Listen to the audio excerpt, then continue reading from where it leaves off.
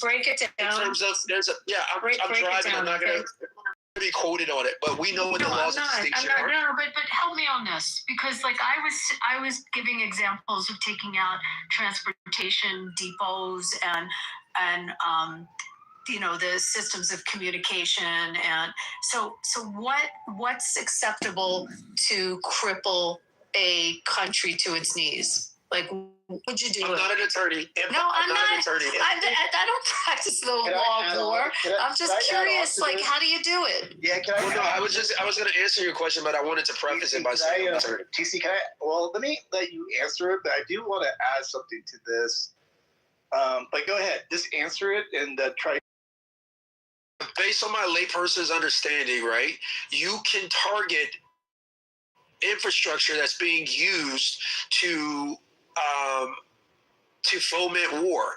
If it's considered a target that is used to, for example, transport military equipment or military technology, if it's used to fuel military infrastructure or technology systems that are in place, those can be considered legitimate military targets, even if they are also being used for civilian purposes as well. So, for example, a military target like a hospital, right? So you, as an enemy combatant, cannot go in to a school and say, I now commandeer this school and now I get sanctuary from being targeted militarily under Geneva Conventions because it's a school. No, you've effectively turned that school into a military target. So when you're talking about locomotives, you're talking about transportation and that type of thing, it's being used by enemy combatants to effectuate war, those become legitimate targets. What I'm suggesting that should not be the case, okay, is that we don't use any type of distinction when we're evaluating whether or not a target is a legitimate military target, such as what was being proffered by the previous speaker, that we just go in and blow up a whole bunch of shit. No, we have laws in this country. Like, that's what stops us from being the very tyrants that we seek to eliminate from. I never said anything that you said. No, you were promulgating. I never said carpet bomb, you fucking idiot. God damn, you're dumb. Stop fucking strong on you, faggot. I mean, I looked up. Let me add my question really quick. Yeah. Sorry, what now? I looked up the rules of war. If you want me to read it to you, it's not that long. I simply said they should have hit the IRGC harder. Yeah. I never said anything about civilians. I said they're a casualty of war, and it sucks. But the same thing that Israel's doing in fucking Gaza is justified. And they're showing the fucking It's not fucking justified. What they did in Gaza was not justified. Alistair Crowley. It doesn't exist, you faggot. Please timestamp. This is a man with 140 IQ. This must be studied. 141. Yeah, 141 claimed. Yeah, don't steal my 1 point. Let me ask TC, if the generals and the powers that be that make our decisions, I'm assuming they go in always thinking that what they're doing is to win, right? If something comes down the pipeline where they're told that, okay, if these X, Y, and Z decisions are made, we're automatically winners, regardless of what we're doing. There's no way they're not going to do it. That's kind of like that's the counter argument to what you're saying. Unfortunately, we're there to win. It doesn't really matter at what cost, actually, in some sense. Do you see that at all or not? I know you're going to. I agree with you. No, I agree with you that no other international party can hold America accountable. That's correct, right? We answer only to our U.S. Constitution. However, our U.S. Constitution place certain demands that America is bound to through international treaties like the Geneva Convention. It makes it the supreme law of the land in the U.S. That's in the Constitution, right? And so if the Geneva Conventions that the U.S. is party to in that treaty says that we have to engage through distinction and we cannot just go in and say, oh, that's just the casualties of war, collateral damage. Oh, well, no, if that was the case, then when those guys went in... Can I ask for clarification? When those guys went in... I disagree legally.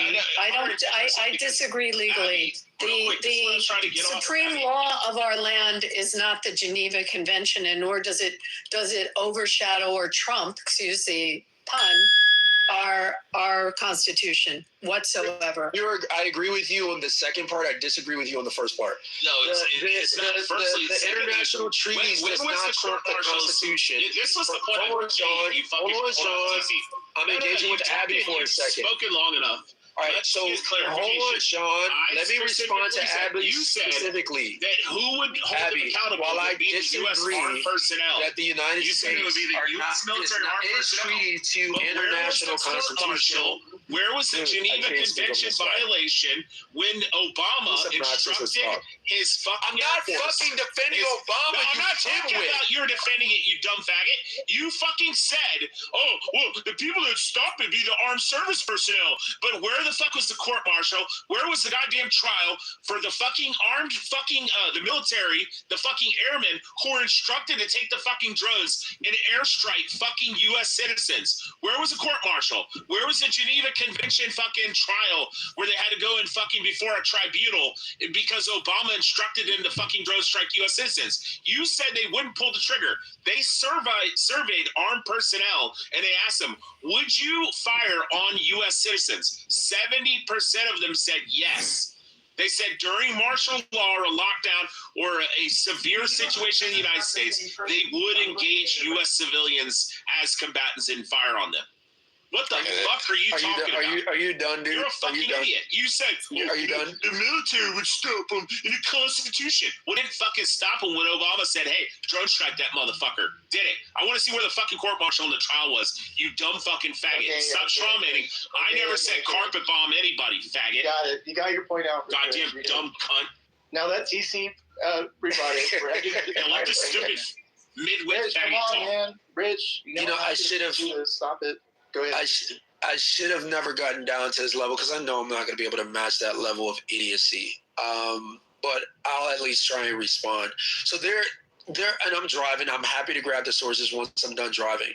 In the Iraq War, I can't remember exactly what the situation was, but apparently there was some situation in which a few of our soldiers went in and... No, it was in California. It was a guy who killed a cop, too. Don't forget about that. Our guy, a fucking black guy. There was a black guy that was running roads I don't have the energy for this. In California, and they drone striked him on U.S. soil. You fucking retard. I'm not talking about that guy. I remember that. There was a black guy who went and fucking murked a fucking cop, and they drone striked his ass. Chris Dorn. Yeah, the guy that was running through the forest. They drone striked his ass. Yeah, the guy in California, he's running through the forest like playing fucking. In his house stuff, he was in a log cabin, and they torched the building, and they roasted him. Tribunal. Where was the court martial, you dumb faggot? Where was the fucking airman that said, I'm not going to do that because it gets the fucking Constitution? You know, what's interesting about all of this is that ideologically, I kind of align with what TC is saying to an extent. I do think Gaza was wrong, and I do think killing civilians is bad. But unfortunately, because we needed and did go into Iraq. Yeah, they have free elections in Iraq now. Hey, because of what we were going to do in Iran, and it should have just been, again, overwhelming force from day one, because this sends the worst fucking Senior, what makes you think that it wasn't overwhelming force on day one? What makes you think that? Because they put down an incredible amount of firepower, and so apparently it's not enough firepower for you. Well, how much more firepower would you require to satisfy your complaint? To satisfy my complaint, I want honestly, jokingly / non-jokingly, I want enough firepower that I don't want a building standing in fucking Tehran. That's what I want. So you want to nuclearly obliterate an entire city full of innocent people? Wow, that sounds like black supremacy and black fascism to me. By the way, is what Reagan threatened, correct? If nobody would have held us accountable, they all would have been fucking happy when the RGC was completely eliminated. If you're just like everybody's going to be happy when Hamas is eliminated 100%. Let me ask you a question, Senior, since you put this on the table, Senior. What do you think the unintended consequences of that action would be? If we did do what you're suggesting, which is to flatten Iran, what do you think? I don't think that's what we said, though. thought he said. No, he said flatten fucking the IRGC and the 10% would support them. No, right. No, he said civilians. building in Tehran. He wanted the bomb. Yeah, he said all the ones that are part of the IRGC or the 10%. No, that's not what he said. That's not. I gave clarification. He said yes. That's exactly what I was saying. Because they said don't talk more. Senior, did you say? I thought you said you didn't care much about the civilian casualties. No, he said it's a casualty. I'm less concerned about it. Yeah, I'm not overly concerned about it. If you dropped a nuclear bomb and eradicated Iran, would you have been okay with that? No. Yeah, see, there you go. So what's the balance here? What did you want to see? If I'm going to be asked for what sort of overwhelming force would I would have satisfied me from the beginning, jokingly / non-jokingly, I would have said level all of Tehran. Or, at a very minimum, every address that we had for where someone who was in the IRGC lives, the whole fucking building came down. Yep. If there's a guy in the IRGC who lives in your apartment building, it all comes to the fucking ground. Okay, and what are the unintended consequences of taking? Sick. I mean, listen. Hold on. I'm not going to sit here and say that there's not going to be any unintended consequences or there's not going to be bad consequences from it. But I think for America, because that's where my concern is, the consequences are going to be now. We look like we can't fight no fucking body now. Yep. We look weak. We look like the fucking Iranians are able to hold. Yeah, but man, Infinity, the point is, like, do you think they're looking at the consequences? Hold it, Rich. Do you think they're Okay. looking at the consequences of what happens to American citizens when they threaten death to America and when they get the nuke and they have long-range ballistic missiles that can hit our shores? Do you think they really care about the damage to American citizens? No, They not surely at all. I guess didn't care. Wait, let me just finish my sentence. They surely didn't care about the damage to the Israeli civilians on October 7th with their proxies. They went in and they caused all kinds of damage to civilians. They didn't care, nor did they care when they shoot their ballistic missiles into Tel Aviv and into Jerusalem. And they hit civilian targets like universities and hospitals that don't have military installations. They don't care. So why are we? That's the balance. Okay. Right? So wait, and let me just say one last thing. Yeah. On the other point, the Constitution is our supreme law of our land, and it overshadows foreign treaties, legislative, the supreme law of the land is the Constitution. So it needs to be clear on what you were saying. To a treaty, it becomes the supreme law. It does not become the supreme law of the land. Do you want me to get you the chapter and verse? I will tell you what part of the Constitution Israel's the size makes of it fucking very New Jersey. clear that the Constitution They've been is claiming the that they were going to bring up on war crimes and fucking throw him into Hague and shit like that. It's never going to happen. The Supremacy Clause, so if we want to talk about what part of the Constitution, we can go through Article 6 and we can talk about the Supremacy Clause. Treaties that are made under the United States are supreme over state laws, but not over the Constitution. Abby, you're not gonna be able to debate me on this. Yes, you can. Yes, you can. Okay, thank you. How many years have you been practicing law? This is a moot point here. We both agree. The international treaties do not trump the Constitution. Thank you. If the dimwit allowed me to speak earlier, he'd be able to understand what I agreed with and what I You said they were co-equal. Where I disagree. The Constitution. Come on, TC. TC. When you call him a dimwit, TC, that's just ad hominem projection, TC. Come on, TC. No ad hominem projection. Please, TC. Why are 10 people ganging up on TC? We're agreeing on it. But it has to go through congressional ratification. Why are you having a debate with 10 people and one guy? Like, because he can't answer 10 of you. It's irrelevant. Just ask one at a time. He said that the armed personnel I don't care. Just have one at a time. They would not fucking violate the Geneva Convention, and that they wouldn't I don't care. commit fucking you war act like I crimes. care. But then Obama drone strike an American citizen in California. Okay, great. You know what? I would have fucking shot him too. All right, Yes, so would I. Whoever just So would said I. that, We agree with you, Brad. never conducted a drone strike on U.S. soil. You are a liar, sir. Looked at their superior and said, There has never been a lethal drone strike on U.S. soil. You are a liar, sir. What, Bree? There has never been an illegal drone strike in U.S. soil. I said lethal. Oh, lethal. Yeah, there has been. No, there hasn't. Yeah, there has. There was a guy that was in the fucking log cabin in California who killed a cop. They drone strike him. You're a liar. You're an idiot. Go look it up, retard. You're also drunk. That's U.S. soil to you. California? Is a U.S. base U.S. soil? Yes, 100%. So is the embassies. Correct. Yeah. 110%. Yeah, Guam. U.S. Marshall, Marianas Islands, American Samoa. Why don't you let TC finish what he was originally saying, then you guys can rebut him. Yeah, this is hard to do because I'm And the driving. U.S. Virgin Islands. But I'm going to put this in the chat now so that we can read it. This is what I was saying. I don't disagree with you, Abby, that it does not trump the Constitution. But the Constitution is clear, and I posted it in the chat. I'm driving. Any questions on that, you can take it up with the Constitution. It clearly says, all treaties made or which shall be made under the authority of the United States shall be the supreme law of the land. Take that and shove that up your ass, Sean. But it also is very clear that the Constitution is the supreme law of the land. Yeah. Treaties have to be self-executing. They have to either be self-executing or they have to be, which means they're implemented by Congress, or they have to have legislative action. And the one that we're talking about, equivalent argument is when the Muslims say, "Oh, well, this is we don't accept it."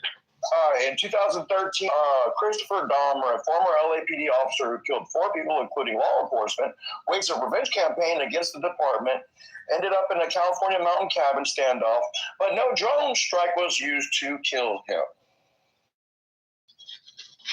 Like, conservatives, we have to do better. Like, if we're going to be as dumb as Sean, at least mute him so that we can correct the misinformation that's spewing out of his mouth. TC, can I leave it at this with you? At the very least, we can have some credibility and mute him when he's spreading bullshit. Although the treaties will have certain status, they can't supersede it. Again, TC, please stop with the ad hominem projection, TC. You keep projecting your ad hominem onto Rich, and Rich is making valid points. Probably more relevantly than most people, because I know that I'm an American citizen. I have the Constitution.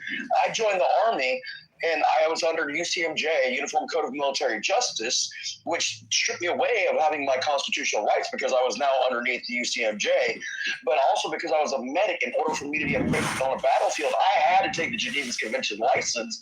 I am certified to be I have my Geneva Convention card. I have the Constitution. I have the UCMJ, and y'all are completely dude.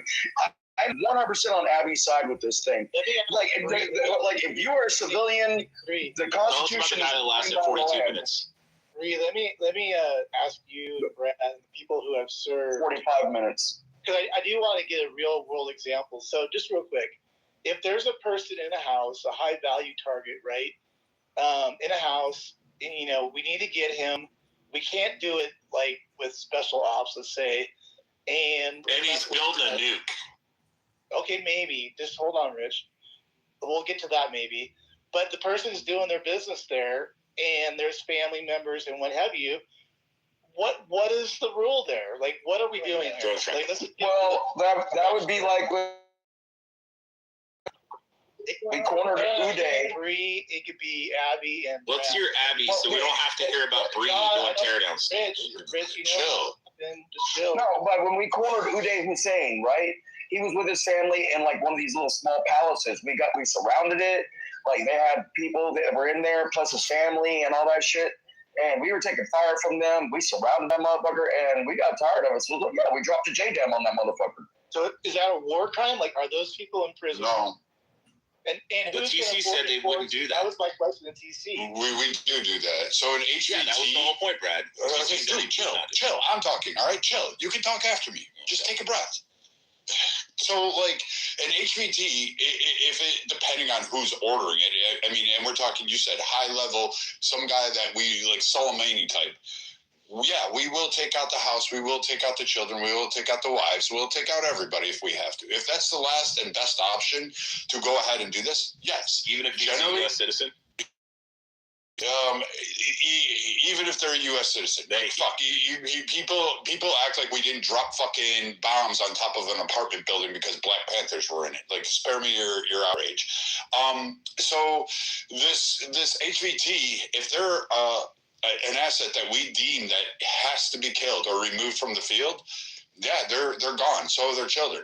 And unfortunately, in the days of modern warfare, the way they hide amongst children and they put family members around them, Bree is right. Like, you're going to, yeah, we'll try to snag you in a way, but if it doesn't work out and we have a limited window, yeah, you're going to get a JDAM, you're going to get a tomahawk, you're going to get something coming through the window to come put that warhead on her forehead. So it's going to be like so far, Bree, Brad, and Senor and Rich are all right.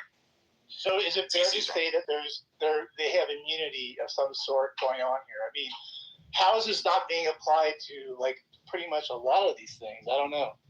Because war crimes are determined by, well, to be honest, the winners. If you really want to know the truth. Yeah. TC, what do you make of what you're hearing right now? But man, that's your point. He's on a point, man. That was our whole point. Yeah. Do you guys want an example on, or TC, do you want an example? Oh, he's on the, I put a case in the chat. Yeah, I mean, don't worry. As soon as TC gets off the phone, he'll tell us about it. Just throwing it out. So I'm not, okay, I guess the difference is that was like a sick event, it's one person's versus, say, 100,000 people. Look at it this way, man. Is that the difference, Brad? Yeah, it's one person, plus they're not generally like an enemy of the United States or granted the same constitutional rights you may be. That's why we still have, Guantanamo Bay, waterboarding, having people stand up and stretched out for days on end, tight little boxes, having to shit in their own hands. These things, they get a little murky on it. The UCMJ does govern us, but if Top Hat actually says, go ahead, it's cleared, Top Hat's going to get what they want. They're going to execute. So at the end of the day, it doesn't matter where you run to. So, like, for those saying it's a war crime, yeah, but who's going to actually enforce it? Because the U.S. The U.S. doesn't agree to any of that. Neither do a lot of the countries. They have their special provisions. Like, France is never going to turn over Macron for a war crime. France has committed war crimes, but no one calls them out. England, I guess you could throw Tony Blair under it. You think England's going to give up Tony Blair? Putin? Do you honestly think Russia's going to hand over Putin to a world court without any enforcement mechanism? It's just a virtue signaling court. So how about like a scenario?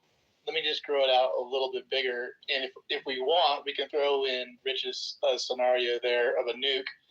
Let's say there's a gathering, say, of 500 people to, 800, and they're all like in a factory working on various nefarious activities. Physicists. And we go in there and we just completely, bomb the fuck out of it. We're still in the clear, because the whole point, like I was mentioning to TC, is if there's a way to win the war, we're going to do it, right, Brad? I mean, it's just the way it is. Correct. That's what we did in Japan. We targeted resources. Like, here's a simple construct of how the military operates. We'll attack you from the front. We try to dominate the skies, and we take out your threat aerially because we don't want the aerial threat to exist. And then what we do is we hit your resources. We cut off your supply lines. We cut off where you're going to manufacture your bullets. Who manufactures those bullets? Civilians. We did that in World War II. We did it in Vietnam. We did it in Gulf War I, and we did it kind of in Gulf War II. So the U.S. has a three-tiered prong attack. We did it with the ballistic missile facility in Iraq. Jesus, Rich. And if it's at sea and it involves a sea element or a naval element, we will do it at sea as well. We absolutely fucking destroy civilian areas. We cut off, we do chokeholds, and we will starve, eradicate. We will blow up watersheds, infrastructure projects, water pipelines, energies. We absolutely will. Like, total war is not fucking your video games or your fucking Hollywood movies. Like, war is war. And we win at all costs. There's no, like, honestly, there's nobody going, well, because so and so is there, we can't do it if it's not, like, it's. I mean, unfortunately, that's just the way it probably goes down, right? I mean, I don't know. Like, Beam is going to come off the mic. Beam, I know you're there, and like, can you do a full throttle? Matt, it's more of this. Case against this or what? Come on. No, it's the problem is that now you have these groups that embed themselves in the civilian population. So think about this. Would you, like, every American in this room, let's say Iran blows up, I don't know, LA, and Karen Bass doesn't get to rule over that. All of a sudden, you have a total war. We issue war on Iran. Fuck every Iranian there. We're coming in. We're going for blood. We're taking scalps. Now, all of a sudden, the IRGC, all the Houthis and whatever ABC alphabet group that wants to exist under them, they're going to hide amongst the civilian population. Do you think your sons and daughters deserve to die because of a war that was, regardless of how you feel politically, but your sons and daughters should have to go in and fucking go through room by room? Fuck no. Matt, real quick, you mind if I... We're not going to... The whole idea of war is to kill the other side or kill enough of the other side until they surrender. That's the end goal of war. How you do it doesn't matter. Really doesn't. The issue that we had with TC is TC's exact statement was that they're bound by the U.S. Constitution, and our armed personnel will not do that. They will not violate the Geneva Convention. And it's like, no, we do this all the time. Like Brad said, we bombed the fucking ballistic missile facility and killed civilians in fucking north of Tehran. We had no fucking problems or quorums with doing it. But he's like, oh, that's a war crime. Our people like Brad would never pull the trigger. Yeah, the fuck Brad would. Brad gets a fucking command, pull the trigger, he pulls the fucking trigger. Because that's what he's supposed to fucking... Yeah, I would probably pull the trigger. Depends on the scenario. If Crystal and they say push the button, you push the button. Oh, yeah. If you're a Minuteman, you would do the same thing. But, I mean, here's the other thing, too. Like, we fight by it, but, I mean, fuck. You're talking about, like, the Germans wanted us to get rid of shotguns because it was such a horrifying weapon. Like, really? We abide by a lot of rules, like Abu Ghraib, like Abu Dhabi or whatever it is. In the prison up there, we had, tourists and people paid the price. We have various other black sites that now exist in other places. So you just get to have your good feelings and your virtue signaling, because I hate to tell you this, the other side is going to kill you. Like you may not like the grittiness of war. This is why it's a calling, not, you're not forced into it in the United States. You get to call up and you get to go do it. And you better let the men and women that can do it and sleep okay at night, you better let them go ahead and do it, because quite frankly, you're not prepared for that kind of fight. This is just a side note. Out of curiosity, because I'm just going to try to, since Bima is not going to do it, or maybe she will here in a minute. If we didn't have a army or military or any kind of defense, how quickly, this is a little bit off topic, but I've always had this question, how quickly would we be invaded on the mainland, do you think, Brad? You mean if we didn't have the ponds on either side? And yeah, like anywhere, I guess. Oh, no. If we were in Europe, we would have been invaded multiple times already. If we were like Poland, yeah, we would have been fucked with time ago. The U.S. is saved by topography. It's saved by distance. Right. And it's saved by, rednecks with shotguns and beer and pickup trucks. How quickly would we be, like, the mainland? Like, if all of a sudden, like, we woke up the next, tomorrow, and all of a sudden, for whatever reason, we don't have any military, I don't know what happened, but how quickly would China just be like, fuck this, we're going to the mainland? I don't know if China really would. It's a dangerous crossing. They got to cross the pond. They have to find an entry point. And by then you'd have a civilian population that was armed.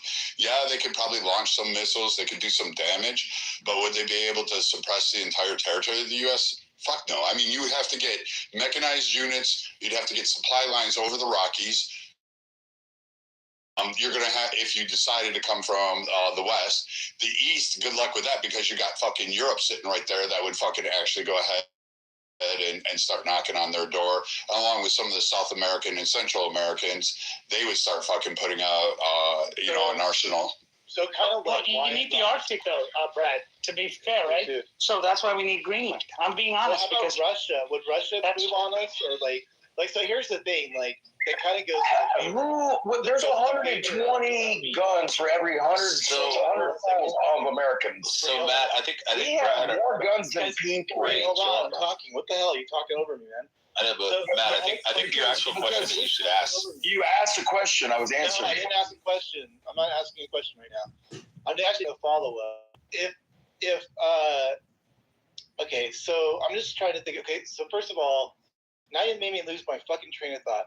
It would take Taiwan, Japan, Hong Kong, Mongolia. My question is, how quickly would that happen? So are we saying it would happen, right? Or we're saying it wouldn't happen? A total invasion, Matt, or takeover? God damn it. Okay, my point is, this kind of goes to the favor of people who are like, anti-war, anti-military. If they're not going to do anything, then maybe we don't need a military. That's trying to put batteries and beams back. Go ahead, take it. Go for it. Okay, so Matt, a takeover would probably take a year and a half. If you're really talking about really invading the U.S., maybe 2.5 years, 1.5 to 2 years, to get your resources to set up logistics. Like, people don't realize how big the U.S. really is.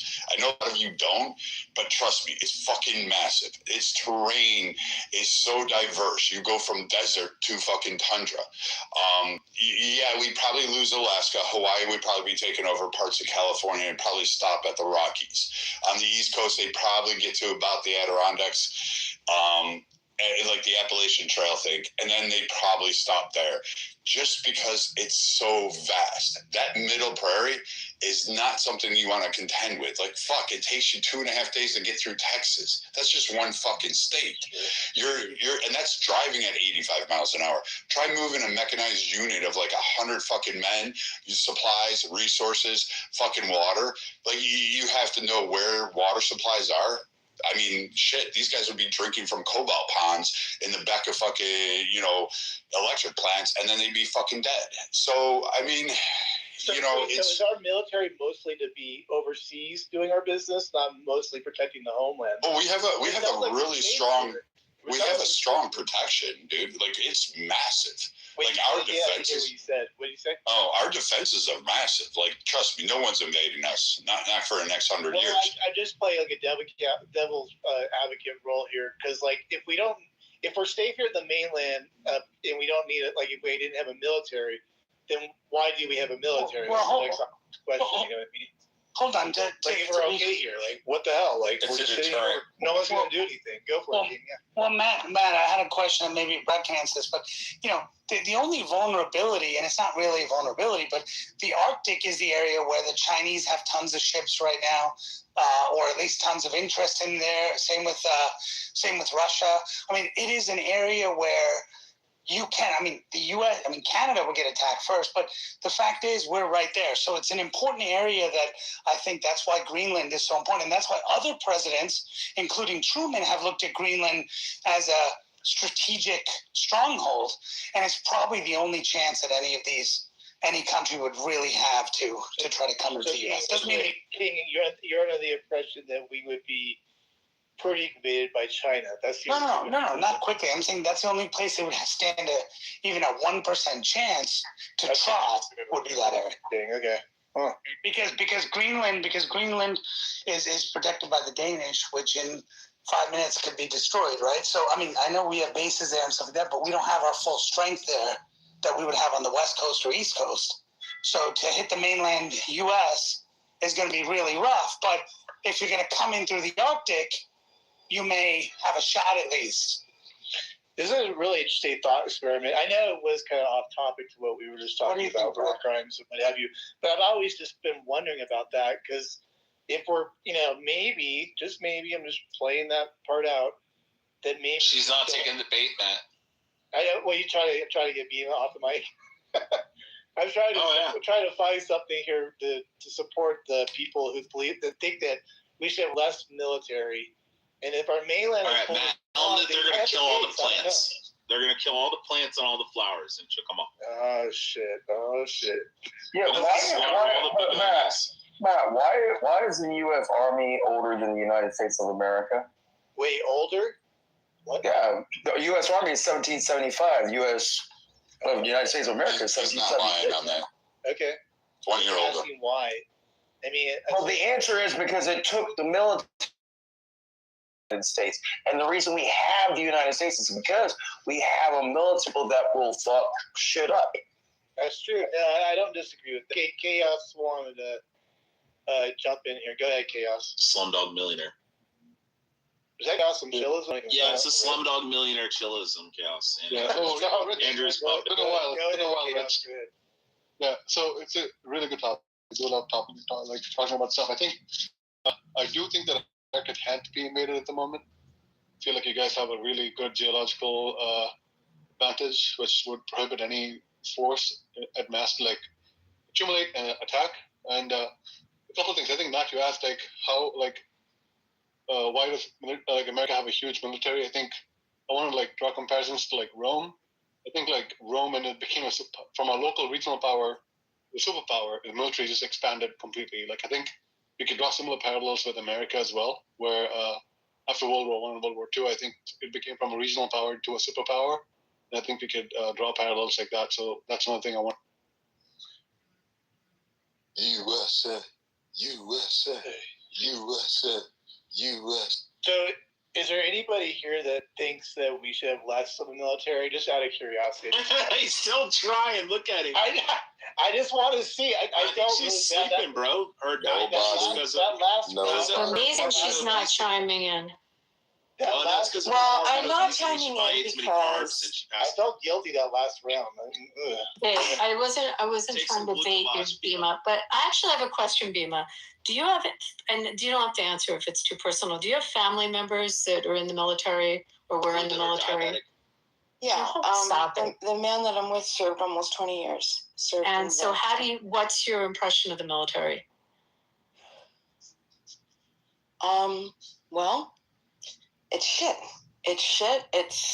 He think it's shit, the guy that served?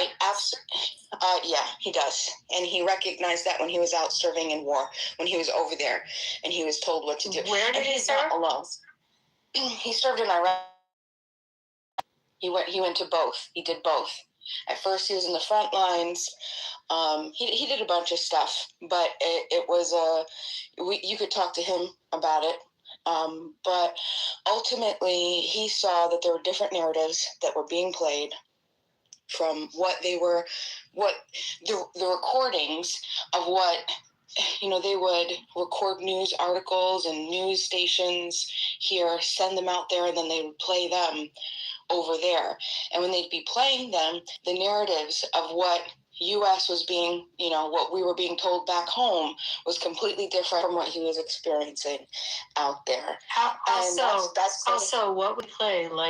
Would it be curated just for military, or would they CNN or Fox or what was it? All of that stuff. All of what? All of CNN, Fox. So how is that curated differently for the military? Because it didn't match what he was experiencing. He wasn't against a bunch of terrorists that were trying to kill. Turks. And he wasn't, him along with all of his members there, they were experiencing something much different. And so anecdotally, he had a different experience. Right, he had a different experience. Was he in a command position? At one point, like a captain level? No, never, no. He couldn't get that far because he was causing too much trouble. He's like me. He's hard-headed, and he's a good person, and he refused to do things. But they knew that he was a good person, that he wasn't refusing to do it out of, I don't want to follow command. It was a genuine, like, I can't do this. I can't morally do this. So what do you want to do happened? with Was me? he court-martialed for it? No, never. Everybody that was always in a bigger command position than he was, they would try and do them taking him on long rides, having conversations with him, putting him in different positions where he wouldn't have to do the things that he was asked to do in other positions. He got into land nav because of it. They took him out of the front lines, and then he got into land navigation. And but he wasn't in a command position, and he wasn't privy to those levels of strategic information. You would have to talk to him. I don't know what he was privy to. He's better to ask this than me. Yeah, I've never heard. I'm sure Bree's going to back me up on this. I've never heard of like a captain taking me out because I wanted to refuse an order. That shit just doesn't happen. Fuck no. Well, I mean, it did. So no, no, it didn't. The story doesn't make sense to me. Like there's something misaligned. Okay, well, I'm not going to try to. I'm not. I'm just. I gotta ask the question so you can chill. He's a liar. That's fine. That's fine. There's something that doesn't add up because that's not anybody's experience in the military. No, if you refuse an order, that's trouble. You're in an article. Well, and they don't take you out for a ride and go, here, you can have a new job. Like you don't get these things. Right, just like I'm sure people in prison don't have weapons and phones and telephones. But your story doesn't make sense. Right? All of us that served. Would you agree that people don't have cell phones that's a non-sequitur. But they do. That has nothing to do with one. That has nothing to do with it. You're just making up a story. Then I'm making up a story. Then don't talk to me about it. It doesn't matter. Just because. But your experience is wrong. Like it's flat out. Right. I hate to tell you, he didn't serve. I appreciate you. He didn't. I appreciate you. But you can't just say that. You can't say that he protested in the fucking military. You don't do that. You can't say that. You understand that? You can't just say it and believe it to be true. I mean, sure, of course you could say it, but it doesn't make it true. And you say as loud as you are, or as loud as anybody else is going to be, it doesn't make. Okay, sure, that's fine. You can deny it all you want. If it's too difficult for you, to process that something like this happened, then that's fine. Listen, I have no desire to prove myself to people on Clubhouse or to try to prove that somebody else's real life experience wasn't the truth. Like it's just. I want you to find a military. I'll shut up. Any veteran on here who's served, I want you to tell me military and get to drive out. When's the last time you got a cushy ride by an 06 to fucking go on and talk about your life choices? Maybe you guys are good people. Maybe you guys are just trash human beings. He was a tier 1 operator. Don't fucking forget it. Put some respect on his fucking name. Especially out of a combat role. Like, fuck.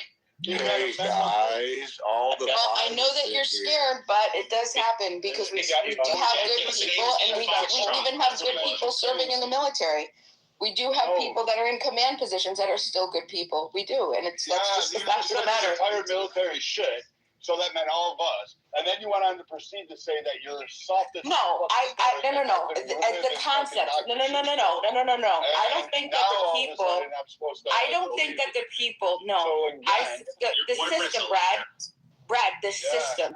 The system. I'm gonna call cap on it. The story doesn't add up. That's fine. You can call whatever you can call it whatever you want. I don't care. I don't care. It's not gonna make it that it didn't happen. I got Beamer off the mic. I accomplished it. Thank you, Beamer. Hey, that long time later. What's crazy is that I feel like you guys are so disconnected. You know who this is? That you think that this isn't the experience of so many people and so many soldiers that we had to add. No, not that. I'm talking specifically that there was. Hold on, Brad. It absolutely did. Okay. Okay. Sure. That doesn't. Sure. Okay. Well, guess what? Guess what? I have evidence where he can prove it to you. I mean, like, how far do you want to go? Like, you're just stupid. It's no point. But I mean, and then what? How far? He's gonna dox himself up. I mean, come on, like this is ridiculous. I understand that it is. I understand. Okay. Yeah, that does it. I call Cap. I call him out. I'll say, if that's the story he told you verbatim, then he's full of fucking shit. Can he come on the app sometime? Yeah, he doesn't lie. Can he come on the app? He did with telling you that story, girl.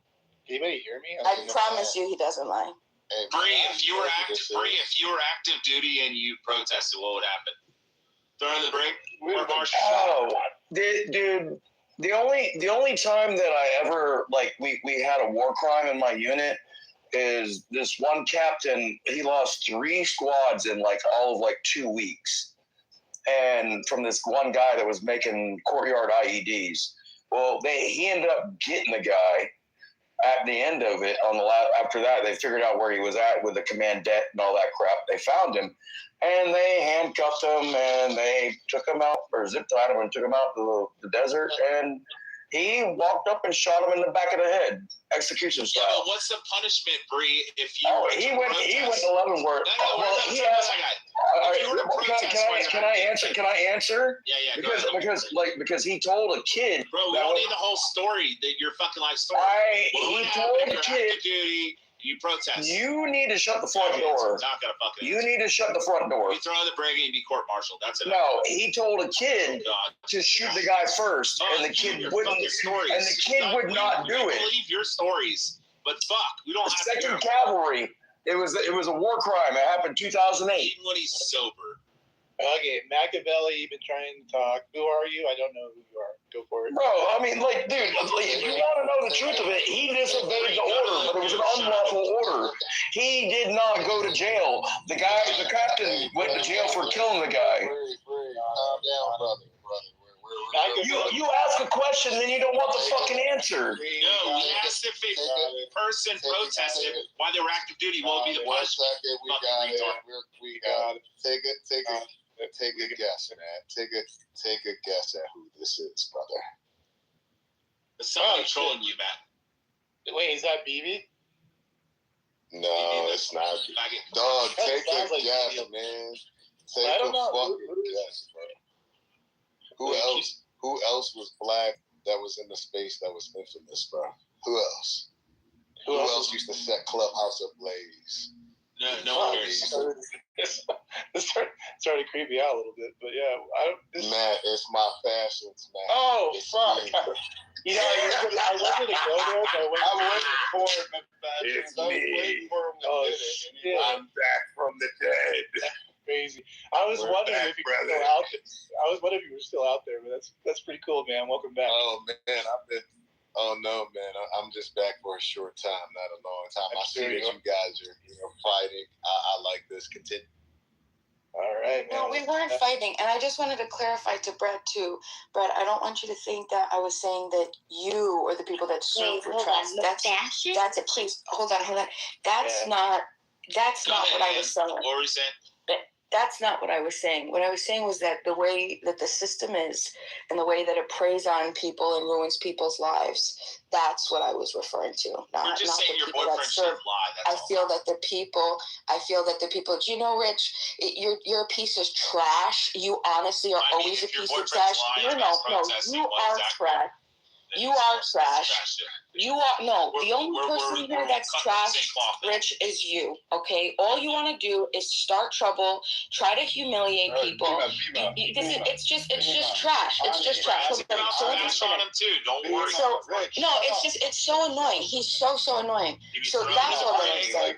The way that the government ruins people's lives and targets and people that are in the military, I feel that the large majority of them are victims. That's what I was getting at. I just want to. Okay, so I loved every day that I was in the military. Were there shitty days? Yeah. Was it the greatest job I ever had?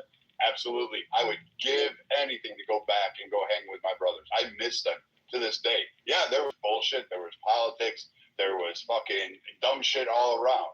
Getting issued fucking broken down equipment. Waiting on fucking. Hurry up and fucking wait. Yeah, hurry up and fucking wait. FUBAR, fucking fucked up beyond all recognition. Snafu, situation normal, all fucked up. Like all of that and a bag of chips. But the idea that now I would never. I call Cap because in this day I have been on Clubhouse for a long time. We have found people who have said fucking they were SEAL Team Delta fucking Rambo operators from fucking MARSAC and that they were snipers all in one fucking time. So many times on this app and so much in real life that I'm like, even guys who have served, I just kind of take a step back now and just like watch what they say, watch what they do. I can honestly tell you, and I'm saying this as not a mean guy, nothing harmful. Whatever it is, whatever story people want to tell, it's their story. There is no fucking way in a combat zone that you, let alone in the rear, wherever you're at, on a base, you're going to tell some officer or a gunny or a chief or what does the fucking army have? Whatever those idiots have. You are never that. No, I'm not going to do something, and you're going to get played. You're going to get kid gloves on it. It just doesn't happen that way. And I'm just telling you, you may be telling the story wrong. I'll accept that. But if that's exactly verbatim what he told you, there's a lot missing on that. Yeah, and I appreciate that, and I can accept also that I think that this is an extreme exception. I think he's an extreme exception because he's just a very different individual. He's not like most people, and he's just I don't just all together. He was different. So I don't doubt that, and I don't think that it wasn't good for me to tell this story at all because I think that hindsight it shows weakness, and it's just a bad idea overall. So yeah, I'll just put it off to I lied and the story was bullshit. I think that's fine. I don't care. But ultimately, I still will hold to everything else and say that I think that the government targets young minds, ruins lives, and is trash overall. I think I'm happy that you had a good personal experience, and I'm glad that the brotherhood, and that's good for you. But I know way too many people, way too many lives who have been completely ruined, destroyed forever, and affected generations. I can't ever. I worked for the National Purple Heart Museum, so you could just imagine what that was like, right? Documenting the soldiers' stories over time and talking to people up close and personal for a long time. I worked inside. Well, I'm not going to dox myself, but there's a lot of, I'm in a military area. I'm just going to say that. Okay. And the exposure that I've had to people and conversations, I'm telling you, maybe it was one too many for me, but overall, I just don't think the military is a moral actor for exactly the reason we're talking about before, right? And this is what Matt wanted to get me off the mic for. I don't think all of this stuff about leveling. Listen, no law is going to tell me what to do when it comes to self-defense. So no UN document, no constitution, no nothing. As long as it's declared definitive objectively factual, identifiable, confirmed, clarified, verified fact that it's self-defense. Once that happens, you've lost all sphere of protection, any type of limitations, any type of, I mean, you're done. Anything goes at that point for me, right? Much different. But with that being said, also, I am not going to ever advocate for a nation where that we're ruling elite and that the large majority of us are just people trying to live from day to day to harm innocent people that specifically have had nothing to do with the ruling elite's decisions to do whatever they're going to do. You can't kill innocent people, and to your way, you can't kill innocent people in some sort of attempt to attain moral legitimacy. It's never going to happen, right? You identify the aggressor, you identify the situation, and you take care of it. You don't cause more innocent people to die. I reject law. I think the war theory is trash. We need to update our compass, but at the same time, like I said, don't think that I'm a pacifist, because I'm not a pacifist. As soon as it becomes self-evident that this is self-defense, right? Well, that's a great question. I don't know if we can keep going back and forth, but I was kind of curious, is there anybody here who is like just like pro-war, like just gung-ho, like any do you really have to fucking ask this question, Matthew? No, I gotta ask it. I really want seriously. I'm on stage. You gotta ask this question. Well, I don't know. Okay. Okay. What are you? Okay, go ahead and answer the question. Oh yes. I'm for wiping out every fucking combatant on Earth and just decimating all the fucking combatants. So you're for like any war, like we should get involved in any war. What? Oh, somebody muted me. Sorry. Okay. So you're for any war. You want to be involved in all the wars that go on. Oh no, I'm not like a war hawk. Want to go out and just fucking strike. But I'm saying any enemy combatants, like if they pose a fucking imminent threat to the United States, we should kill them all. Okay. And I'm not saying we should like invade fucking Paris and kill. Right. Man. Yeah. Go ahead. Yeah. Young men go to war, young men that don't know each other because of old men that do know each other. We need to make these old men that want to start the wars that send young men in, we need to put them on the front line and make them start this shit. Back when kings used to be on the battlefield with their men. Like, we need to go back to that kind of shit.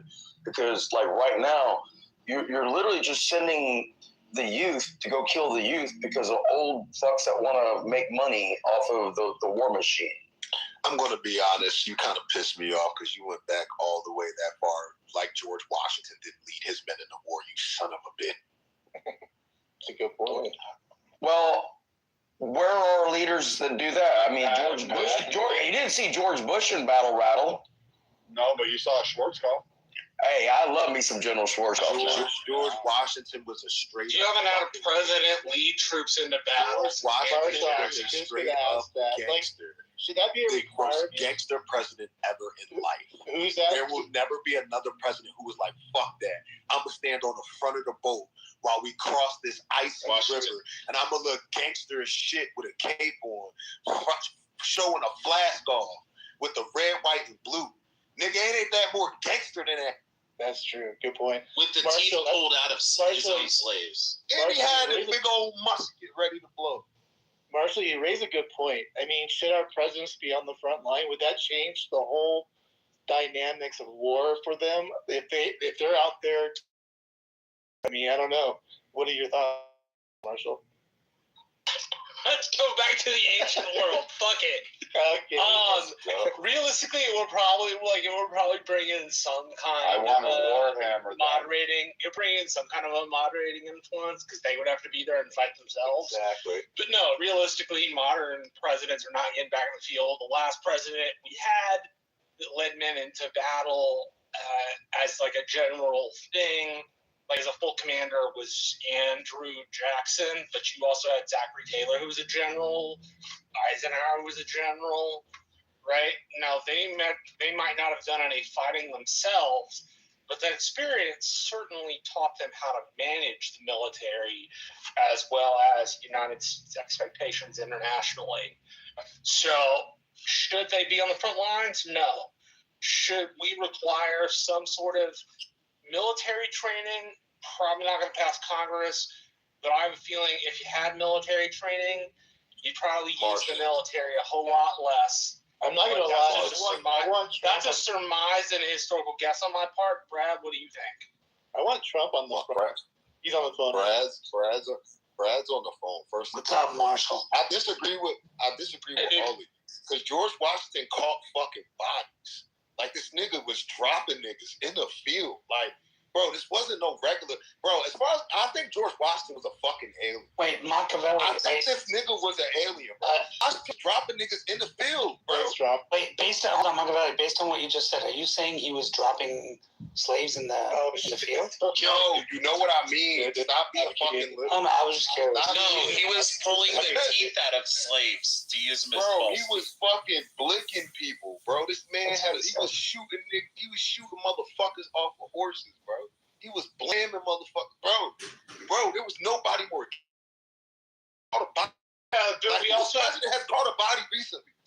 We also have to keep aware. At the time, he was not president. He was just a regular general. Like not even King George III at the time led his troops into battle. I mean, Eisenhower didn't lead troops into battle. Eisenhower commanded them. No, not as president. Not as president. The last time you had somebody who commanded men in battle, I think, was Andrew Jackson in the War of 1812. Right? Like, you had other presidents that served, like George H.W. was a fighter pilot. So he was in the Texas National Air Guard. No, I'm not talking about W. I'm talking about H.W. H.W. World War II. Before he did the CIA. I'm throwing my hat into this ring. I agree. I think that presidents should be on the front lines. Why? Really? Because it forces the presidents to be physically fit, and it will also force a representation to men of how we're supposed to fucking be. That's also going to set a precedent for men in America as well. I threw it into AI. So, sitting presidents to lead troops. The only one was George W. Bush as president, right? He led the Continental Army to put down the Whiskey Rebellion in Pennsylvania. Presidents who led troops and saw combat before presidency was Theodore Roosevelt, who led the voluntary cavalry known as Rough Riders.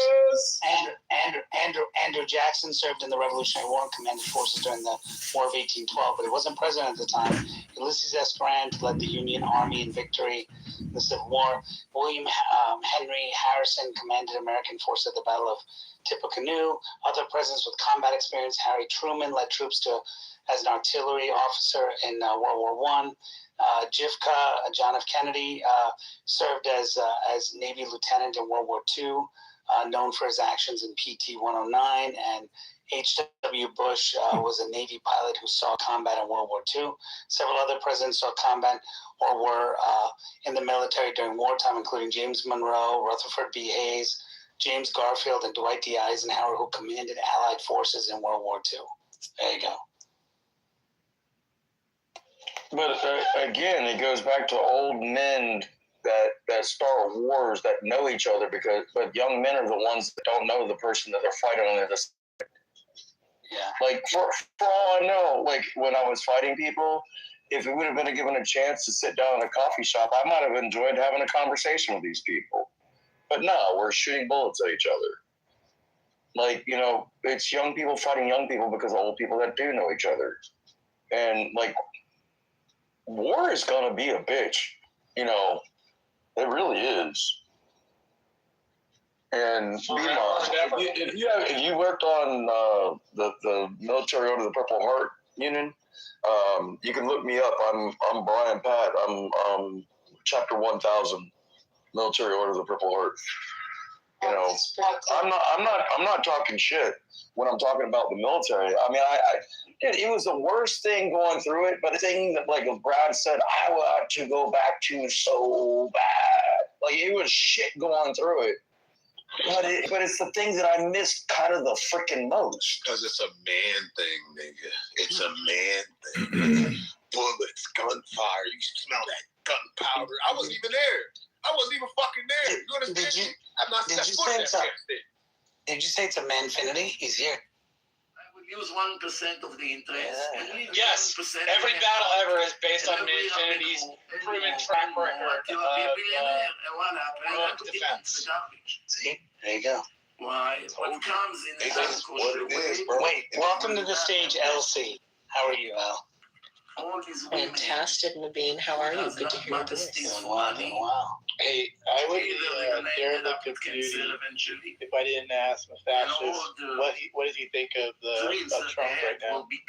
I just gotta get your update on what you're thinking, because you went hard. What do you oh yeah, I was like, so my thing is, so I think that, well, I'm happy because for what would have never gotten for any of this shit if we would have let the Democrats come in like 4 years, but they would have just kept up and there would have been some other ice cream business president that Kamala Harris probably talk about watching television yet again. And nothing gets done. So like, I hate how everybody's complaining, but it's like, motherfucker, this is what it is. And I've always said this. I've always known that, you know, how they say Republicans and Democrats are the same way. I've always known this. But it's what Malcolm X said. He said, Democrats are smiling in the face. They play nice. They act like they got out like this. That's fucking up. He's like, the Republicans, they tell you exactly who they are. They're going to tell you who they are. You got to make a way for yourself. And whatever happens is going to happen, and they're going to expose the ugly of the world, whether you like it or not. So be ready. And that's what he said. So I don't understand why motherfuckers are all afraid and scared. And on the left side of the screen was like a panel where they put information I got a fucking automatic AR-15, nigga. I'm ready. I'm like, loaded. I'm ready to go. Like, you feel me? Like, it is this time, bro. And this is the problem with people, too. People have gotten so fucking soft and gotten so bitch-made. They forgot what America was really like from the beginning. Nigga, we came from the days of the Wild Wild West. We came from the days where people rode on horses and shit. There was Randy today slightly different.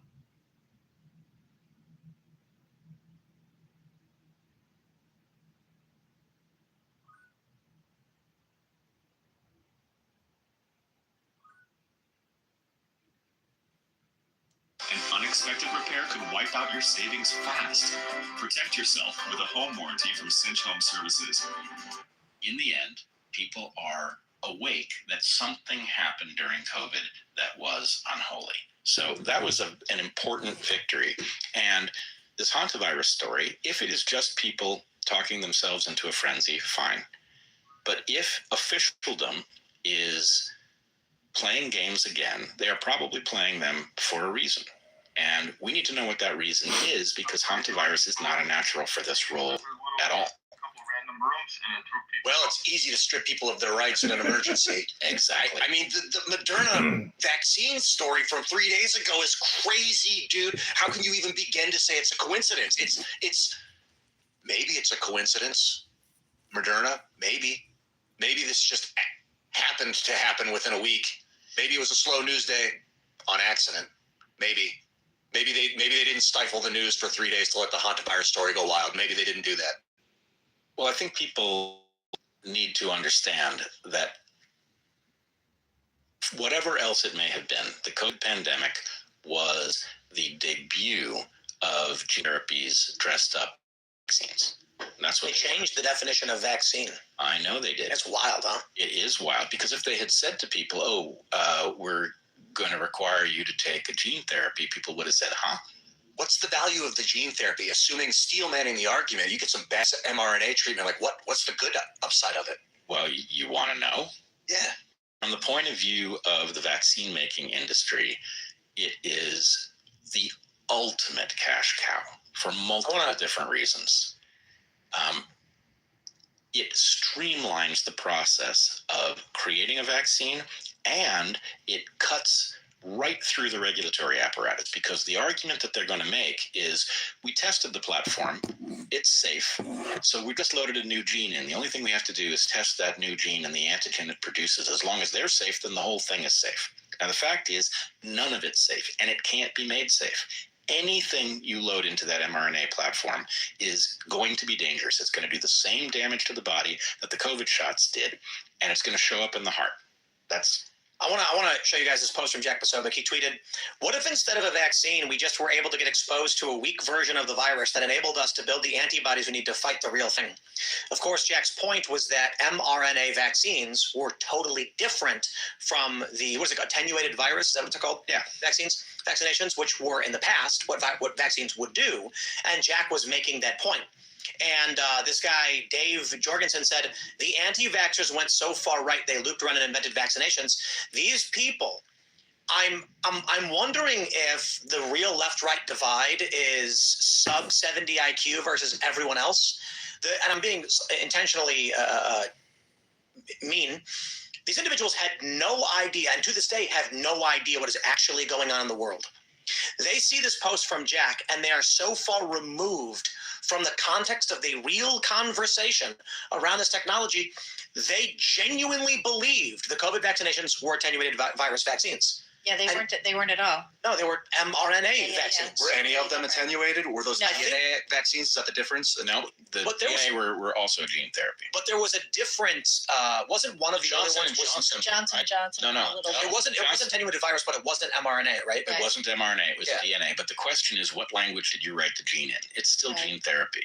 In the Johnson & Johnson, they wrote the gene into DNA. In the Moderna, they wrote it into mRNA, but it's almost the same difference. Now, the mRNA platform has a special vulnerability, but you can't, maybe I should tell you what that vulnerability is.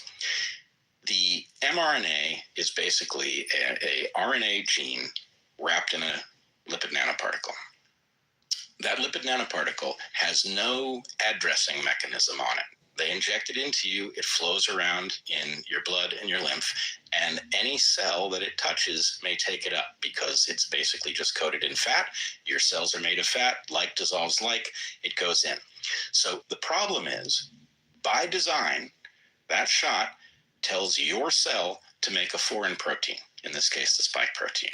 That foreign protein ends up on the surface of the cell, and your immune system, when it sees your cell making a foreign protein, it thinks virus. Why? Because that's the only place it sees that. It's a viral pattern. So what does it do? It destroys the cell that made the protein. Now, if that cell is in your muscle or your liver, not a big deal.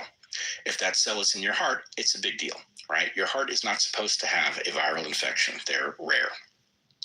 Your body decides, well, killing off heart cells isn't a good idea, but leaving virally infected heart cells isn't a good idea either, and it kills off those cells.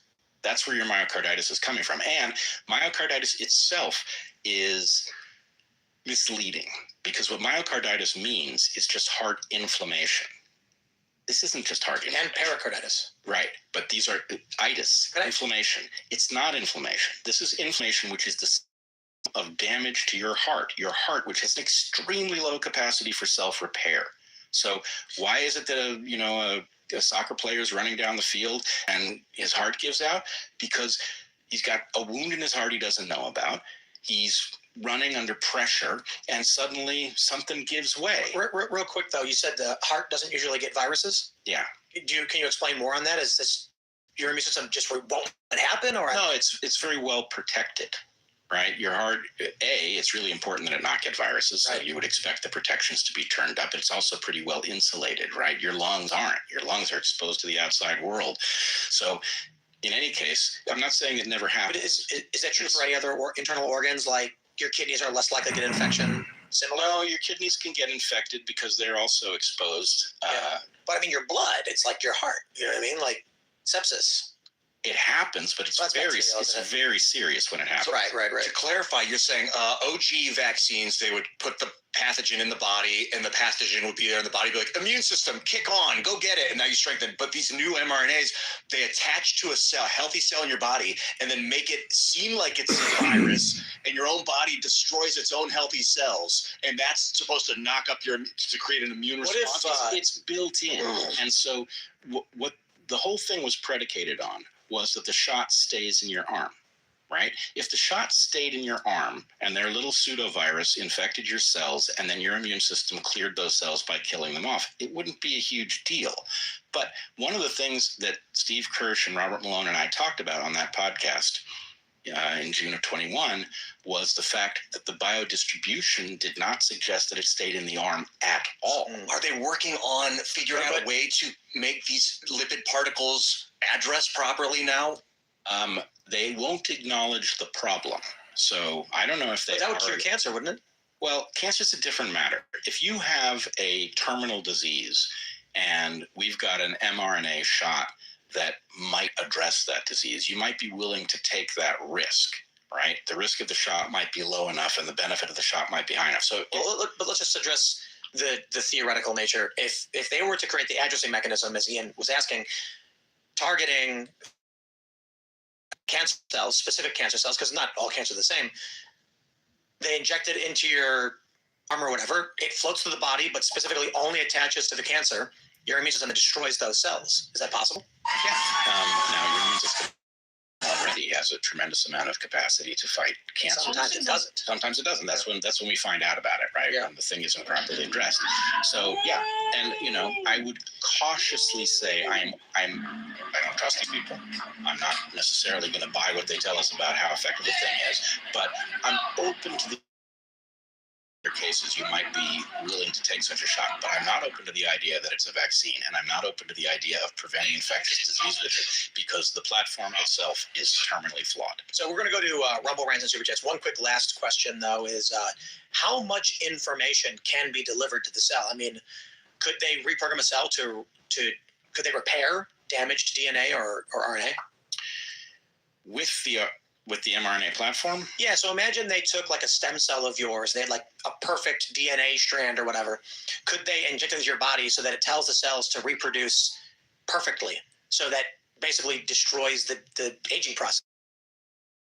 Not going to end the aging process, and we'll have to talk another time about why that is. They're political reasons or biological? Biological reasons. Oh, let's talk telomeres. Could they make the cells reproduce perfectly again? Like it's a damaged cell, but they give it the perfect information. Well, program it to reproduce. You're kind of coming at the story upside down, because the promise of gene therapy was very much like what you're describing, right? The idea is you might have cells that are doing the wrong thing for some genetic reason, and if you could get genes taken up into these cells, you could get them to do the right thing, and you might cure a disease. It never panned out for reasons like this addressing problem, right? The problems never worked, and so the huge investment that we biologically put into gene therapy never returned on that investment. Yeah, but if you were able to do like one test on, say, like 5 billion people, you'd get all that data at once to solve for this. You dispatch various batches to key regions, make everybody... I mean, could you imagine if something like that happened, where they were doing a mass clinical test like that? Yeah, but what I would tell you is that what can be done on paper is spectacular. What happens when you try to deploy these things in the layered complex systems that make up the human body is you end up with all sorts of unintended consequences. I understand that. I'm saying, so imagine if you could do 5 billion clinical trials all at once. With like between the year of 2021 you know you can't do it. And you're like, how do we get the data? And they say, well, it's going to take 20 years. You're asking whether or not COVID was an experiment. I never said that. Yeah, okay. I'm just saying that instead of doing a bunch of human trials where you can't figure, it's from the 80s, and you're like, why can't we get this addressing problem right? So only if we could test it out 5 billion times in a short period and get all the data. We're going to go to your Rumble Rants and Super Chats, so smash the like button, share the show with everyone you know. The uncensored portion of the show will be up in about 12 or so minutes at 10 p.m. Rumble.com/10castirl. In the meantime, what say you? HS Disturb says, just found out I'm pregnant with my 4th child. I'm 42. My last pregnancy was 10 years ago. Please pray for us as I attempt to bring another God-fearing patriot into this world. Thank you so much. I love you guys. That's so great. Amazing. Congratulations. Absolutely. Oh, you're going to be so excited when you get another baby. I just know it. Running around. J Dirt Biker says it's because Lindsey Graham is a progressive Republican, which is still a progressive. Glenn Beck covered that today. I am surprised Ian didn't mention that.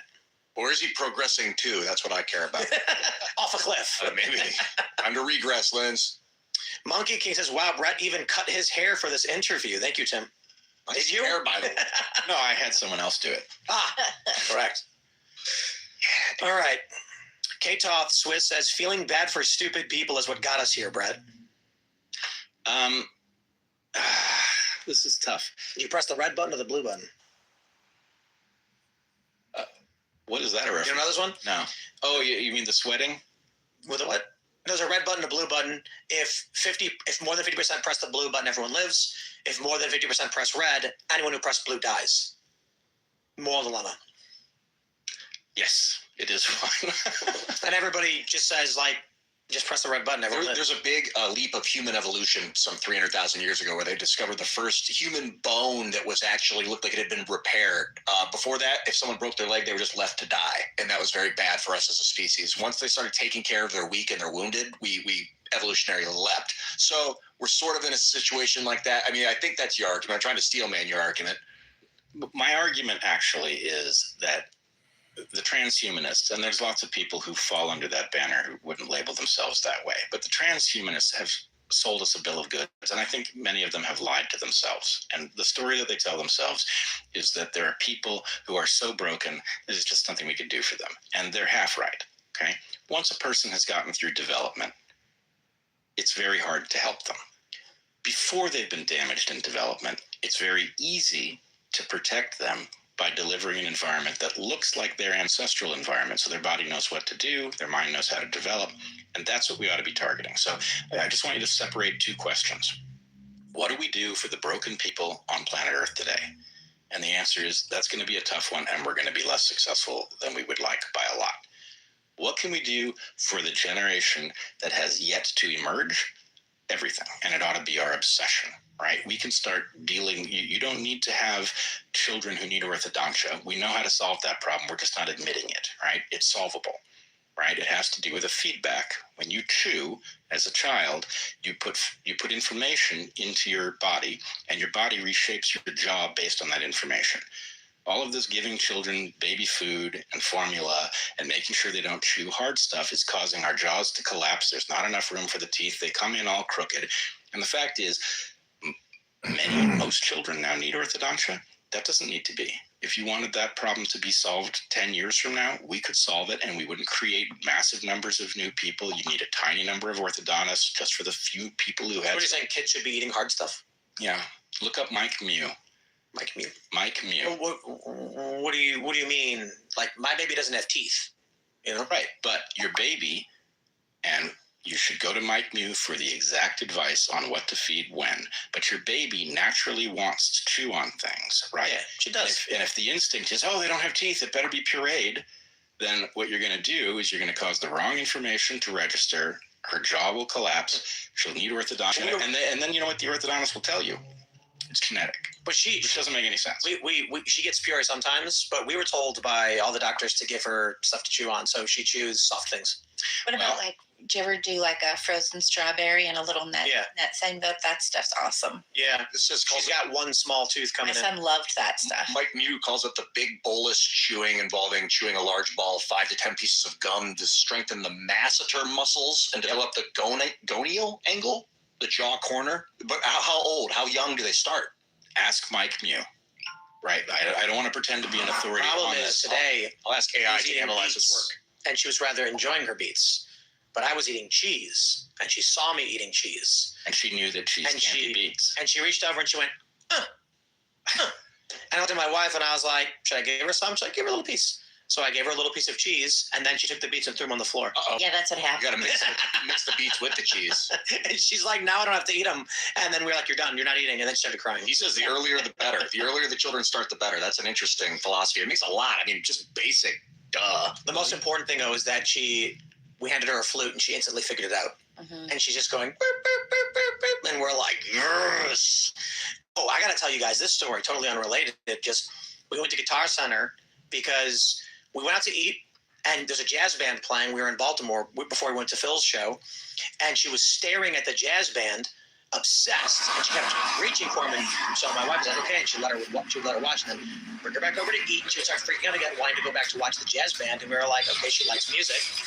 So we went to Guitar Center, and we showed her piano, and she immediately, I put her sideways on the bench. She immediately spun to the keyboard and was going bang, bang, bang, bang on it. And we were like, she knew right away what to do. To buy the piano? Yes, and when we told the man we're going to buy it, and picked her up to put her in a chair, she started reaching for it and yelling and complaining, and then started arching her back, refusing to go into her seat because she wanted to play the piano.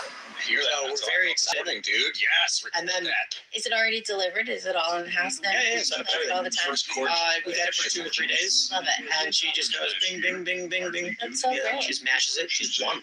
Yeah. So it's pretty obvious she loves music. That's fantastic. I mean, Alice and I both play guitar and sing, and so she sees us and we play music for her. So we've created that, but in all of your studies as a molecular and evolutionary biologist, do you get deep on music and the value of music? Oh my God! First of all, I'm not a molecular biologist, though I am made of molecules, so I suppose there's an argument. Thanks. But you are molecular and a biologist. Yeah, when somebody asks about a microbiologist, I often wonder how small they are. But the question of music is fascinating at an evolutionary level, and I will tell you, it goes all the way back to Darwin. Darwin wondered about it, and this is a place where I have a long-standing annoyance with Steven Pinker,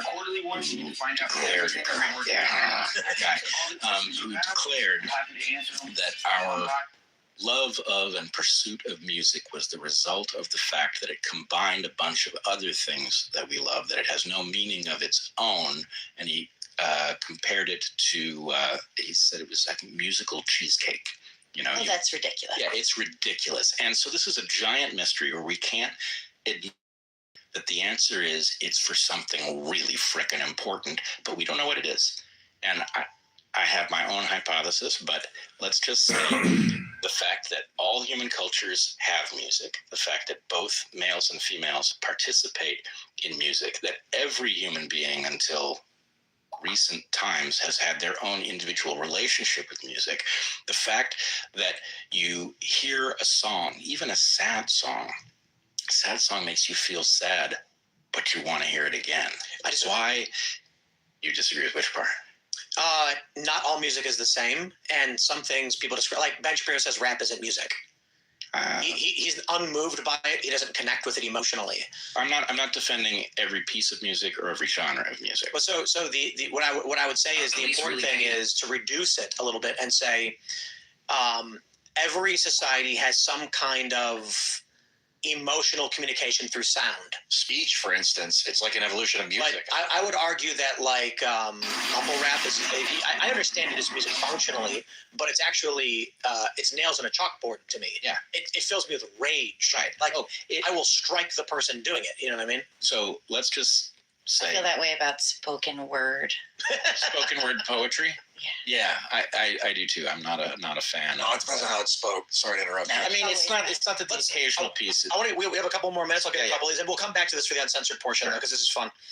Freedom Stripe says, I know Brett is not a big fan of Trump, but he must know that science is better with him in office at this point. Well, my relationship with Trump, who I've never met, so I don't have a personal relationship with him, but my relationship with him is complicated. I certainly voted for him.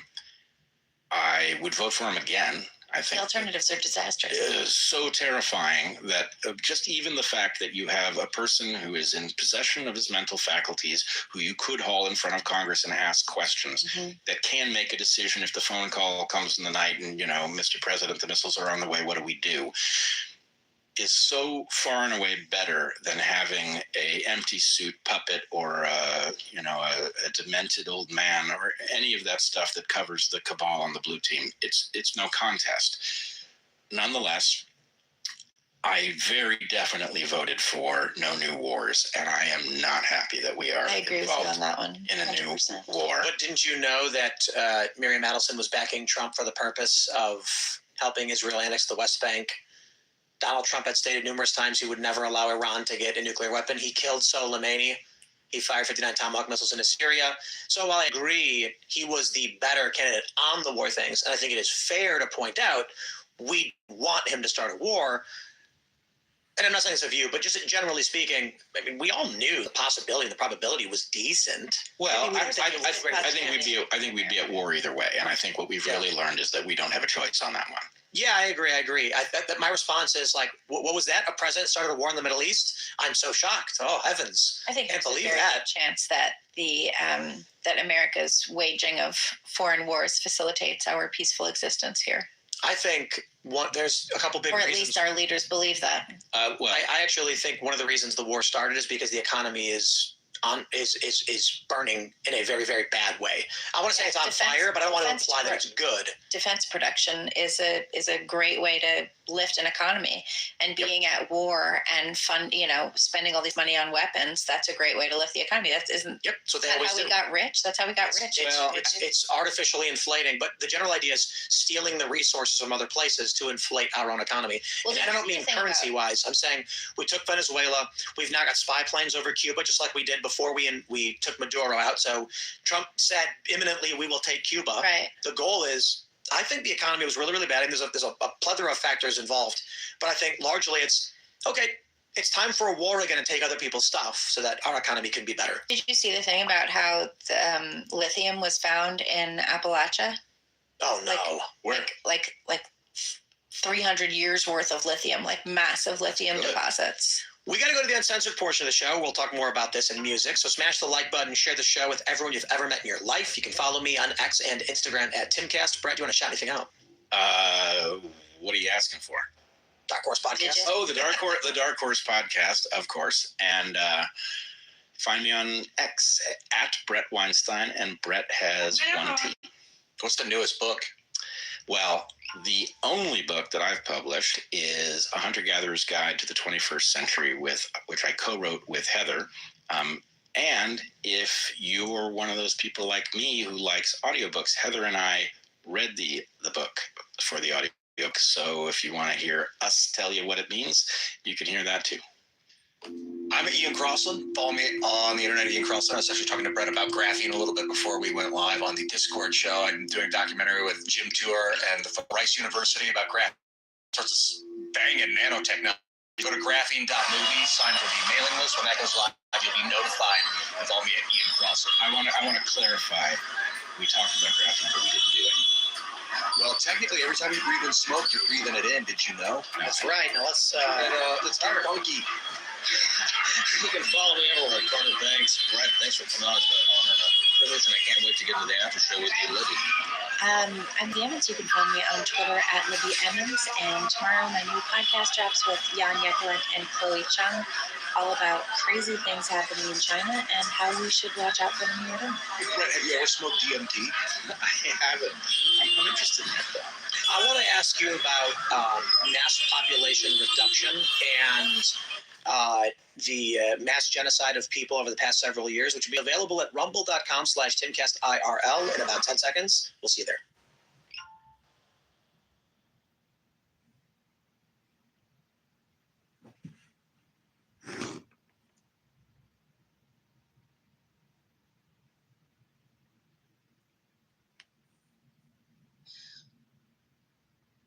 Ashley, go. Plant a device. The time she's like, I don't understand. No shit. We know you don't understand. You're fucking dumb. Literally dumb. The dumbest of the fucking doornails, but yet you mod these rooms that have hundreds of people in it. And I don't understand why. Like, the only reason I go in is to listen to how dumb they are. So when I encounter these dumb people in real life, I'm not shocked and appalled because I hear the dumbness here on Clubhouse. But I don't understand why. You see, like them, I just don't understand why. people listen to them as if they have the authority on any information that comes out of their mouth, because they are some of the most ignorant people. Dude, Bando has become so Islamophilic. Like, he sits there and he talks about Islam the way Tucker Carlson does now. So it's really interesting to see how everybody has shifted so much. What was his name? Goat, right? That was his name? Yep. Yeah, that's right. Mm-hmm. He used to be a friend, to pretend to be a friend of the Jews, but he never was, ever.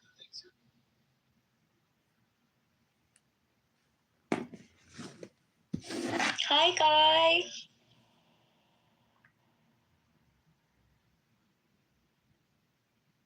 Well, I said this from the beginning. Being a blackface to anti-Semitism is not. It's not a good look. It's never worked out very well for anybody.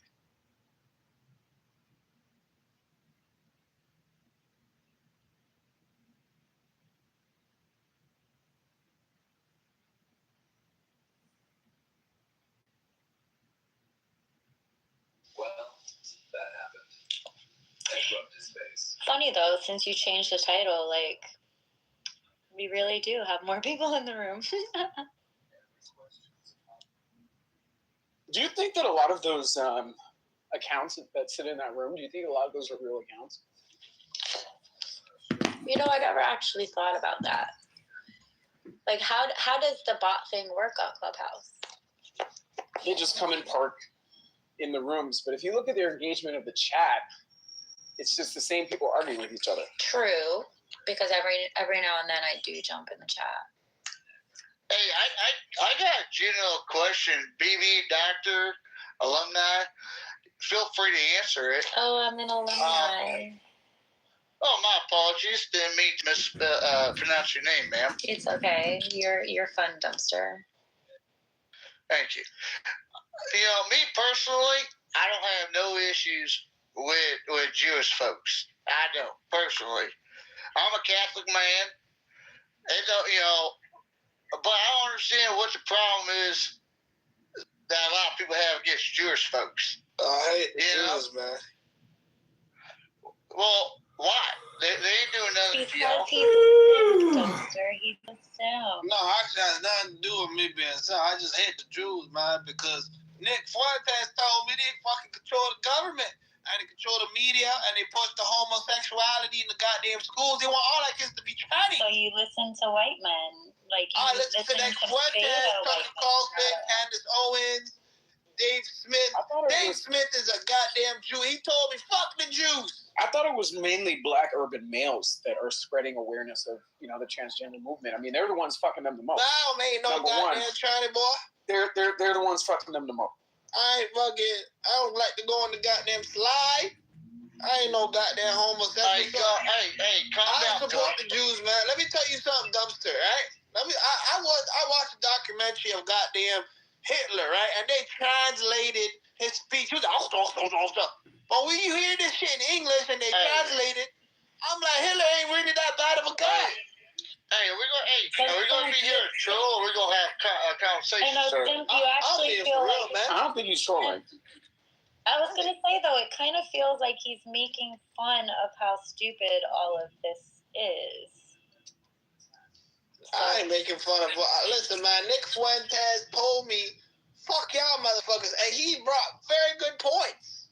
I'm like, you know what? Nick Fuentes is a goddamn virgin, but you know what? This virgin. He might be gay even. Who fucking knows? But he makes some fucking sense. Fuck the Jews, man. Oh, so you. But you sound retarded, bro. Like, honestly, like, how do you? I don't even know how you chew with that fucking mouth. Like, you sound like you're missing teeth, everything. Like. And now you're gonna come and you here said and make the fun same. of the Goyam. The Goyam. This guy said the exact same shit the other day. I'm the smartest guy in the room. The Goyams started. You shouldn't feed the trolls. This is what they do. This is what the Jews do, man. They just think everybody's beneath them. Fuck you, baby. We're not beneath Watch you. this. We know what the fuck you guys are. Oh shit. Yeah. He's definitely Thank you, everybody. in the audience. No problem. No problem. This is a goddamn honor to have my. Wow. Because you're a good guy. You know what? I'm actually. Well, thank God I made a mistake there. Holy shit. Oh my God! Thank God that was me. Well, okay. My thing is, baby, is I think it's quite foolish to target someone's religion and think that they're trying to take over everything. I'm a Catholic man. Okay, I don't have no ill judgments towards Jewish people. I don't have no ill judgments to atheists. I do have concerning issues with Islam, but because the direction that they're going is directly targeting Jewish folks, Christian folks, and anybody that doesn't pertain to that. I have never met a Jewish woman or man in my life that gave two fucks that I'm not Jewish.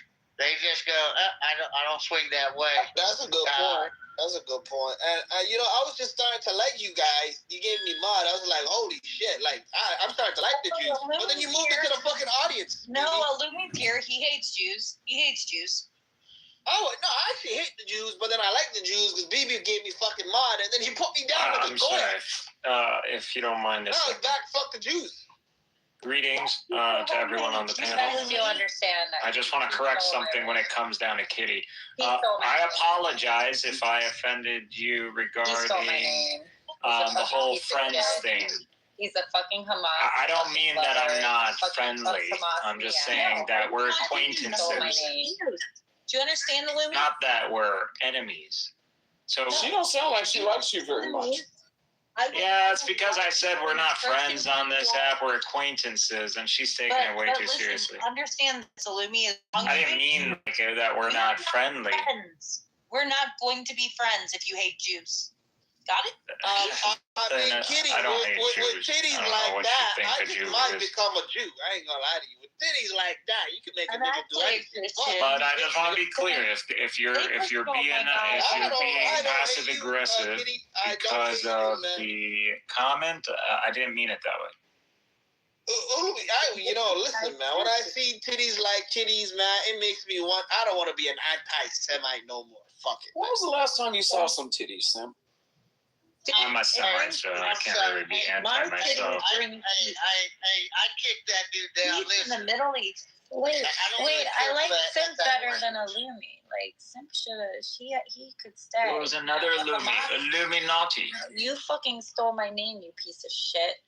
You fucking Hamas lover. You get fucked in the ass by fucking Hamas. It takes your fucking pieces of shit. Amen. Fucking piece of shit. That literally made no sense. He's the good girl. Islamic fucking terrorist piece of shit. Stop doing your shit, Illumi, and that way people that have cool names like Illumi won't have to fucking beat the shit out of you. And I won't have to titty slap you in the face. There is only one Illumi, and Illumi cannot be It's not mimicked. you. You're a fucking piece of shit. It's not you. Well, fucking. I'm not here to shit talk with a woman that I don't even know. I love so. you, Islamic terrorist. Oh yeah. If I wanted that, there's $100. I'll go down to the Vietnamese massage place, and I'll get a happy ending. I don't think you know how to talk to women. What the fuck just happened? I think I probably have a you have pretty a pussy. good record with women. Are you married? Have a pussy. You get fucked. You get fucked. What's up, BB? How you doing? Be friends till you're nice to Jews.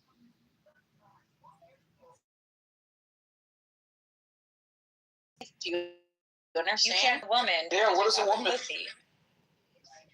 Yeah, tell him, ask him. Yeah, what he said. Look, he was okay. He had a line. Yeah. That's see. It says, I don't hate Jews, I hate Zionists. Bullshitty. No, I love Jews. I'd rather be fucking.